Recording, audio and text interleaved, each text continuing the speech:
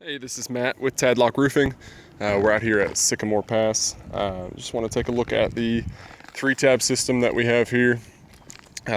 First thing I notice is that the granular surface is definitely starting to deteriorate at a pretty rapid rate. So we've got, these little granules that end up in the gutters and whatnot. They are starting to come off, and you can see if I just rub my finger, you can see those granules start to come out on there.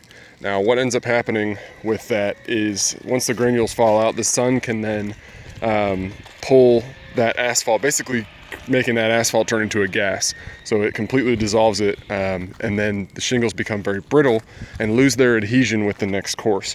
Then what ends up happening is that the wind can get at those shingles, and we get little lines in the shingle. I don't know if you can see it because the color of the shingle here, but that the wind will end up picking up the shingle here, and it'll crease right along that area. Once it does that enough to break the shingle there, then the wind will blow off the shingle completely, which is what we're seeing on this section. And it looks like there have been some areas that's happened where the shingle got replaced fairly recently. So in the lifetime of a shingle, we are nearing the end. It's definitely time for a re-roof here. And then just a couple of things that I want to point out. Additionally, we've got the lead boot here, and it looks like somebody's come and just tried to put roofing cement around to stop what potentially was a leak here. The problem, what ends up happening with these lead boots, if they're not installed with the right accoutrement, I guess, is that squirrels will come and sharpen their teeth on the edge of the lead here. So you can see that we've got a space in between the PVC pipe and the lead itself.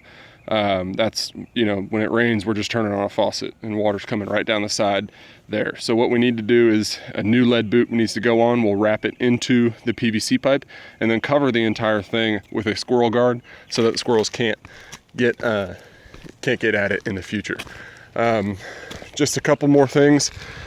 Ventilation on the roof. We've got 2 ridges to vent, roughly 30 some odd feet.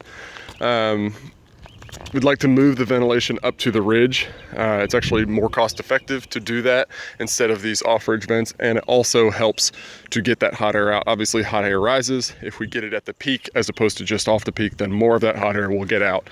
And then last but not least, we've got the chimney. Now, the flashing on the bottom is in really good shape, but the chimney cap on top, now the spark arrestor, this circular thing on top is fine, but the chimney cap itself is rusting out, and you can see it's holding water up here.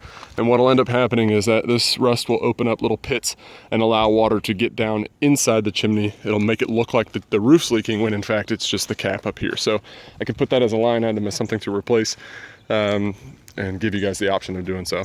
But that's it. If you have any questions, I'll be happy to go over it. Thanks.